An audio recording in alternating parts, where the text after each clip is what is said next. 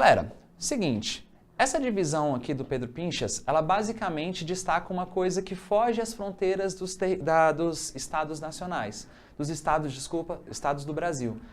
E justamente essa divisão, ela tenta trazer a questão das características socioeconômicas do nosso país. Então, muitos autores colocam essa divisão como uma divisão geoeconômica. Nesse caso, ele basicamente vai destacar que nessa divisão geoeconômica nós temos uma região chamada de Amazônia. Essa região chamada de Amazônia, inclusive, pessoal, foi a última região do Brasil a ser ocupada de maneira intensa. A última região a ter uma atividade econômica realmente relevante. E justamente por isso ela vai apresentar a área de preservação ambiental maior dentre as 3 regiões geoeconômicas que a gente tem.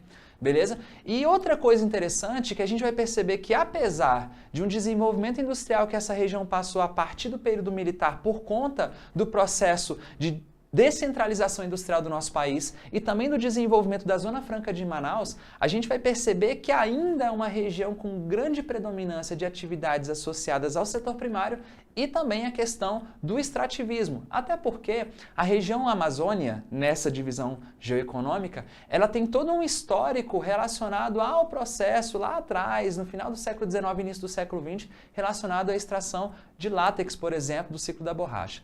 Outra região que a gente viu nesse mapa está justamente associado à área região chamada de Nordeste. Notem que esse Nordeste, ele não é o mesmo Nordeste da divisão do IBGE. Vamos dar uma olhadinha no mapa de novo aqui da questão? Rapidinho. Olha esse Nordeste, pessoal. A gente percebe que o Nordeste ele perde um pedaço, por exemplo, do Maranhão, que está justamente anexado à região Amazônia. A região é essa Amazônia que também tem grande parte do Mato Grosso, não é? Voltando para o Nordeste, a gente percebe que ali o norte do estado de Minas Gerais acaba entrando também nesse pedaço da divisão geoeconômica, até porque essa parte também integra o chamado Polígono das Secas, que é onde vai ficar uma região chamada de Vale do Jequitinhonha, que inclusive a gente vai perceber áreas de clima semiárido ali nessa região Nordeste, mesmo dentro do estado de Minas Gerais. Voltando aqui para o quadro, vamos dar uma olhada aqui? A última região dentre as 3 grandes áreas geoeconômicas, a gente vai ter o Centro-Sul.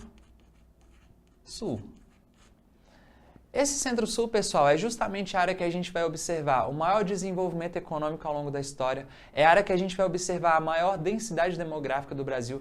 Vale lembrar que nem todas as áreas têm uma densidade demográfica muito grande, mas, de qualquer maneira, a evolução econômica comparada com as outras macro-regiões geoeconômicas é realmente muito destacada. Até porque, quando falamos do Goiás, por exemplo, em relação ao espaço agrário, a gente vai falar uma presença muito grande da agroindústria e uma presença muito grande do desenvolvimento tecnológico, beleza? Vamos dar uma olhadinha na questão, agora eu tenho certeza que vocês vão acertar. Chega mais. Galera, de novo, o critério adotado na divisão regional descrita no mapa tem por referência a base física territorial, onde se destacam as bacias hidrográficas. Pessoal, vocês estão vendo alguma coisa relacionada a rio aí? A gente não enxerga, não é? Então, com certeza, essa opção A está errada. Vamos para B. Os aspectos demográficos, considerando-se a distribuição da população brasileira. Aspectos demográficos. Bom, talvez isso pudesse até ser verdade, né? Mas não é exatamente esse o objetivo dessa distribuição. Os aspectos demográficos, a gente pode sim falar de questões associadas, por exemplo, à densidade. Mas como a gente falou, o Centro-Sul, por exemplo, ele vai ter uma predominância de densidade maior, porém, em algumas áreas, a gente vai ter uma densidade menor justamente por conta do espaço agrário, do agronegócio e por aí vai. Então não é a B. Vamos para C. C, o setor secundário, mediante o número de estabelecimentos industriais. Os estabelecimentos industriais até que são importantes, mas não é exatamente esse o principal foco da divisão. Vamos para D. As características socioeconômicas relativas à população e às atividades produtivas. Parece correto, hein? Atividades socioeconômicas. Se nós estamos falando de uma divisão geoeconômica, ora, parece que é essa opção mais correta. Vamos ver a E por desencargo de consciência. Os elementos de ordem natural relacionados com os tipos climáticos. Nada a ver com o clima, não é verdade? Então, galera, nessa questão você vai marcar letra D, tudo bem? Galera, vamos dar uma olhadinha. Mais uma questão à frente. essa questão volta a falar sobre a questão, sobre o assunto geoeconômico, que é justamente, como eu disse, o foco desse capítulo. Vamos aqui para a questão 11 do seu material, tá? Lembrando que o material ele aparece no link aqui abaixo, viu, pessoal? Vamos lá. A principal característica socioeconômica que difere o complexo regional da Amazônia das demais regiões geoeconômicas brasileiras é, letra A, concentração das atividades no setor primário com destaque para o extrativismo. B, o intensivo adensamento demográfico na segunda metade do século XX. C, a presença da Zona Franca de Manaus, um importante polo industrial. D, a existência de áreas comerciais de integração com o país ao norte. E, maior ocupação militar em razão da necessidade de preservação ambiental. Vamos para o quadro de novo? Pessoal, seguinte, a resposta dessa questão eu já dei na explicação anterior, não é? Como vocês observaram, tudo o que está falando a aspectos geoeconômicos estão associados a essa divisão territorial. E quando a gente fala em característica socioeconômica que está justamente associado a esse capítulo específico, basicamente a gente tem que levar em consideração os aspectos geoeconômicos. E é muito importante que você não se atenha às exceções. Qual que é a regra? Amazônia. A regra dela é a questão da presença do setor primário. Beleza? Presença do setor primário, grande destaque para o extrativismo, também valendo lembrar da questão da agricultura. Por mais que tenha uma opção que fala da Zona Franca de Manaus e justamente destaque o polo industrial, é importante ressaltar que não é esse o grande destaque da Amazônia no Brasil. Se a gente for observar a produção industrial na Amazônia, ela não chega a 2%, comparado com todo o território nacional. Uma comparação com São Paulo, só para vocês observarem, o estado de São Paulo sozinho, ele é responsável por aproximadamente 40% da produção industrial brasileira. Então, se a gente fosse fazer algum destaque à indústria, sem dúvida, seria a região Centro-Sul, justamente a área onde está São Paulo. Então, vamos aproveitar esse momento para poder destacar também isso aqui, ó, a questão relacionada à tecnologia avançada. Claro que essa tecnologia avançada eu estou comparando com o restante do Brasil. Óbvio que eu não estou comparando, por exemplo, essa região centro-sul brasileira com o Japão ou com os Estados Unidos. É claro que tem alguns setores específicos que o Brasil merece destaque. Né? Por exemplo, na questão da aviação com a Embraer, por exemplo, com a questão relacionada a desenvolvimento de pesquisas associadas à exploração de petróleo em grande profundidade. Mas é claro que a gente não chegou ainda no nível do Vale do Silício, por exemplo, lá nos Estados Unidos, apesar da gente ter um tecnopolo também que vai ficar no Centro-Sul. Tecnopolo esse chamado de Vale do Silício brasileiro, até porque a gente tem uma criatividade incrível, na verdade. Enfim, galera, o Nordeste, que a gente ainda não comentou, mas eu vou aproveitar esse gancho para poder mostrar para vocês, a gente vai observar um grande destaque relacionado às desigualdades.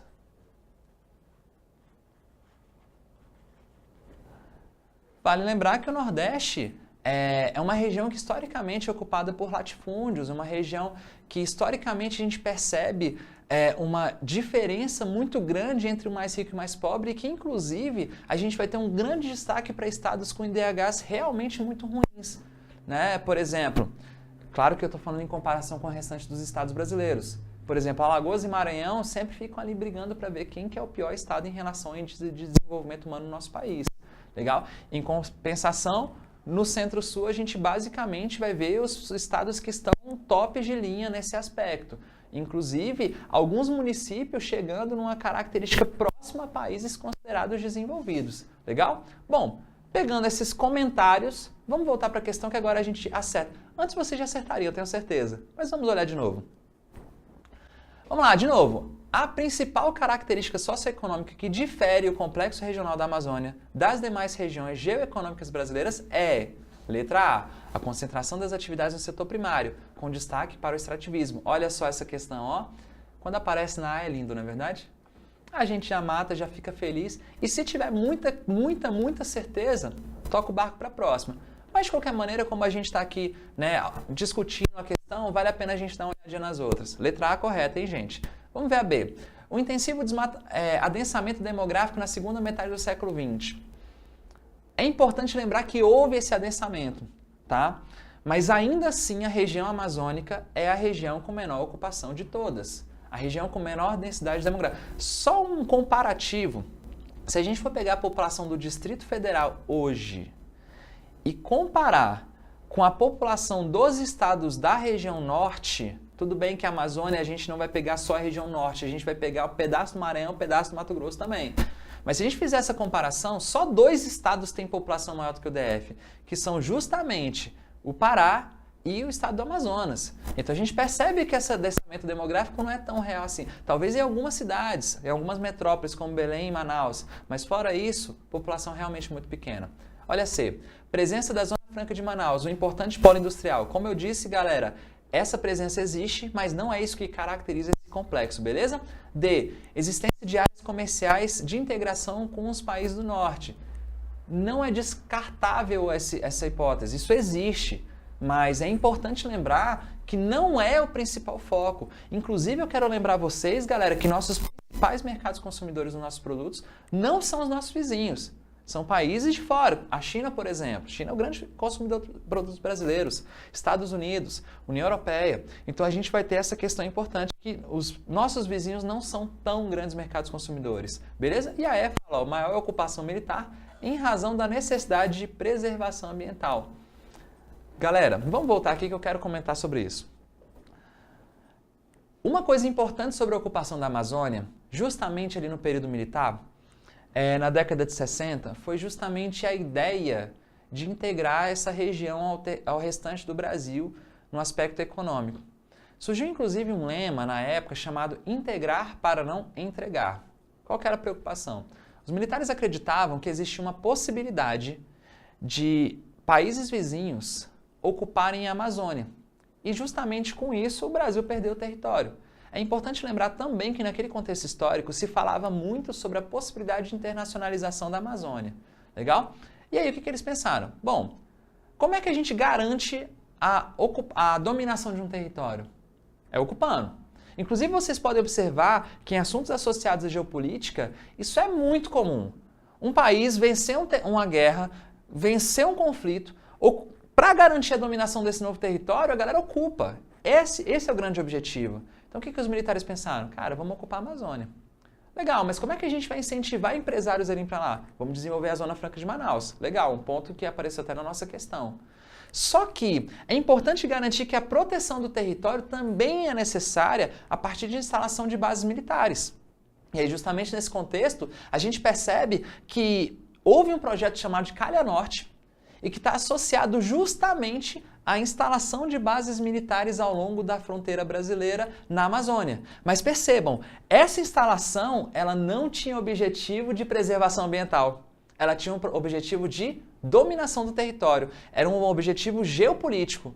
Legal? Então, fiquem de olho nesse ponto que ele é realmente muito importante, beleza? Vamos para o slide para a gente ir para a próxima questão? Simbora! Vamos lá, galera. Olha só, agora a gente já viu uma outra divisão. Essa divisão desse mapa específico da questão número 8 é justamente a região proposta pelo IBGE. Aquela região mais tradicional, aquela das 5 macro-regiões brasileiras. Aquela que você conhece, Norte, Nordeste, Centro-Oeste, Sudeste e Sul. Notem que, inclusive, eu falei nessa ordem e é justamente a ordem dos números que aparece na sua questão.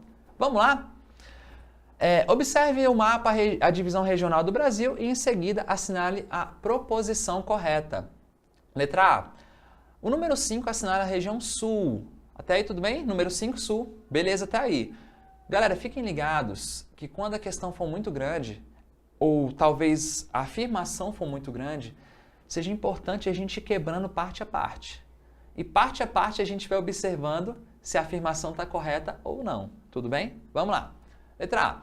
O número 5 assinala a região Sul. Dá até aí tudo bem. Onde se concentram numerosos descendentes de europeus. Opa, bacana, a gente teve um processo de migração muito grande. Quem nunca ouviu falar dos alemães, dos descendentes de alemães, italianos, poloneses, por aí vai, que moram lá. Beleza.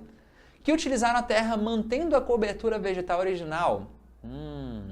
Adotando o sistema de agricultura extensiva e de alto consumo. Essa A está errada. Vamos para o quadro aqui rapidinho? Galera, olha só. Nessa divisão do IBGE, Uma das regiões é justamente a região sul. Vamos colocar na ordem do exercício? Número 1, norte. 2, nordeste. 3, centro, oeste. 4, sudeste. E 5, sul. Beleza? Galera, a região sul, de fato, ela teve uma ocupação por imigrantes europeus, legal. E a galera foi desenvolver agricultura e pecuária. Na verdade, se a gente for destacar os pampas, sobretudo no Rio Grande do Sul, um destaque principal para a pecuária, tá? Só que a gente não pode afirmar que houve a manutenção da cobertura vegetal. Galera, um dos grandes problemas dos pampas no Brasil hoje é justamente a retirada da cobertura vegetal que deixa o solo de lá exposto, que é um solo arenoso. E galera, talvez você já tenha tido uma experiência de estar andando próximo a um lugar que o solo é arenoso. Por exemplo, na praia, um lugar que tem areia. Imagina nesse lugar que tem areia batendo um vento. Vocês já notaram que a areia ela sai se espalhando? E se espalha bastante? Vocês já notaram que se você estiver numa outra região, sei lá, que às vezes o solo é argiloso, que às vezes aquele solo que é bem compacto, se bater o mesmo vento, a quantidade de sedimentos não sai da mesma maneira? Então perceba que lá nos Pampas no Sul, a gente tem muita presença de solo arenoso. E justamente por isso, essa retirada da cobertura vegetal acaba gerando um processo que a gente ainda vai falar mais à frente, mais a fundo, mas que se chama arenização. E esse processo gera um impacto muito grande no meio ambiente local, beleza? Então fiquem ligados em relação a isso. Outra coisa, no item está falando de agricultura agropecuária extensiva. Então, extensiva usa uma grande área, acaba gerando uma grande transformação do espaço, gera pouca tecnologia. Enfim, não pode ser a letra A. Vamos olhar B no slide? Beleza. B, o número 1 corresponde à região, número 1, Amazônia, hein? De maior área. Beleza até agora. Onde? Amazônia não, desculpa, região norte. Vamos lá. Onde as condições naturais permitiram o estabelecimento de uma floresta temperada homogênea e que vem apresentando crescente extensão de áreas devastadas, porque ainda não utiliza modelos de desenvolvimento sustentável. Vamos lá de novo. Galera, a questão falou em floresta temperada. Galera, vou dar um spoiler aqui para vocês. Finge que esse é o planeta Terra. Olha o spoiler. O spoiler é sobre a aula de climatologia. Spoiler, hein? Galera, existem linhas paralelos, linhas imaginárias, que provavelmente vocês já ouviram falar, que são as linhas do Equador, aqui o trópico de Câncer, aqui o trópico de Capricórnio, aqui o círculo polar Antártico e aqui o círculo polar Ártico. Percebam que se a gente tem uma região entre os trópicos, que é justamente a maior parte do Brasil, nós vamos ter uma região tropical, também conhecida como intertropical. A região temperada é depois dos polos, depois dos trópicos, entre o trópico e o círculo polar. Então, como que a Amazônia é uma floresta temperada? Não tem jeito. A Amazônia é uma floresta tropical. Portanto, essa opção B está errada. Beleza? Vamos dar uma olhada na próxima? Vamos lá. C. O número 2 indica a região que teve a menor importância econômica e social no período colonial. E que, após o período áureo da mineração, voltou às condições de pobreza dos primeiros séculos de colonização. Galera, essa tá horrorosa. Essa tá realmente muito ruim. Vamos aqui, vamos dar uma olhadinha aqui nessa brincadeira. Pessoal, a região que está se referindo é o Nordeste. Se a gente for falar em período de colonização, a primeira área a ter uma colonização eficiente foi justamente o Nordeste. Ora, nós tivemos o primeiro ciclo econômico relevante com a cana-de-açúcar. Ai, professor, mas e aí? E aquele papo lá do pau-brasil? O pau-brasil não foi tão relevante assim, galera. Teve uma certa importância, mas não foi uma importância assim de forma a de fato mobilizar um grande investimento da coroa portuguesa de ocupação aqui. E outra, a mineração foi sobretudo em Minas Gerais. É claro que outros estados também entraram na brincadeira. Goiás, por exemplo, entrou no ciclo da mineração e tal, ciclo do ouro. Mas perceba que não está associando a mesma região. Legal? Então o C está completamente errado. Vamos lá para a questão. D. Número 4. 4 é o Sudeste, beleza, pessoal? Identifica a região que apresenta maior índice de industrialização. Opa, parece bom. Com destaque para a cidade de São Paulo e Rio de Janeiro, que polarizam as demais regiões brasileiras. Pessoal, essa é a correta. Agora, vamos dar uma olhadinha no que significa essa questão de polariza? Vamos lá. Talvez você já tenha ouvido falar em um conceito, em um tipo de cidade chamada de metrópole. Uma metrópole, galera, ela basicamente não tem uma relação completamente direta com a população.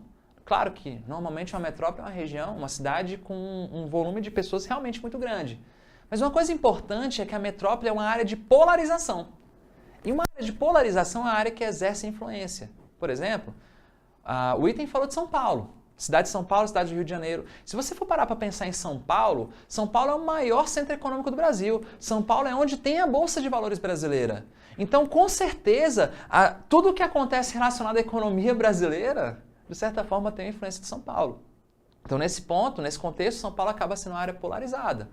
Agora, Rio de Janeiro, além da importância econômica, que ela é relevante, não tanto relevante quanto São Paulo, mas bastante relevante, cara, o Rio de Janeiro tem influência cultural no Brasil muito grande. No Brasil e no mundo, tá? Veja bem, quando uma pessoa de fora do Brasil pensa no nosso país, a primeira cidade que vem à cabeça é o Rio de Janeiro. É o samba, é o futebol, é o Cristo, são essas coisas. Então vale a pena vocês ficarem ligados nessa questão da polarização. Nós temos várias outras metrópoles pelo Brasil. Nós temos, por exemplo, Manaus, temos Belém, temos Recife, Salvador, Fortaleza, Goiânia, Belo Horizonte, Brasília, Curitiba, temos Porto Alegre, enfim, cidades que têm uma grande influência. Agora, não confundam, nem toda capital é metrópole. Algumas capitais vão ser consideradas, de acordo com a caracterização, com a hierarquia do IBGE, como capital regional ou talvez como um centro regional. Tudo bem? Resposta correta, letra D. Para fechar gostoso, vamos dar uma olhadinha na E. O número 3 assinala a região centro-oeste, até aí tudo bem, que passou a crescer após a construção de Brasília. Ok, vai lá, tá valendo. Mesmo apresentando condições naturais adversas, advindas da presença do bioma Caatinga. Vamos voltar aqui para finalizar? Bioma Caatinga fica no Nordeste, galera. Salvo um pedacinho que fica no norte de Minas Gerais. O bioma predominante no Centro-Oeste, inclusive, muitas vezes em questão de geografia, não aparece o termo bioma, tá? Aparece o termo domínios morfoclimáticos, que é um termo do geógrafo Aziz Absaber, que nós vamos falar ainda em outras aulas. Mas, de qualquer maneira, o bioma Caatinga no Nordeste, bioma cerrado predominante no Centro-Oeste. Predominante, não quer dizer que exista só ele, até porque nós temos também o Pantanal, por exemplo, legal? Tem um pedacinho de Amazônia no norte do Mato Grosso, beleza? Mas a predominância é de cerrado. Bom, galera, por hora a gente fica por aqui, mas de qualquer maneira, mais tarde eu volto. E espero que vocês tenham curtido, espero que vocês tenham aprendido algumas coisas sobre a regionalização brasileira, beleza? Valeu, um abraço, fiquem com o pai. Tchau!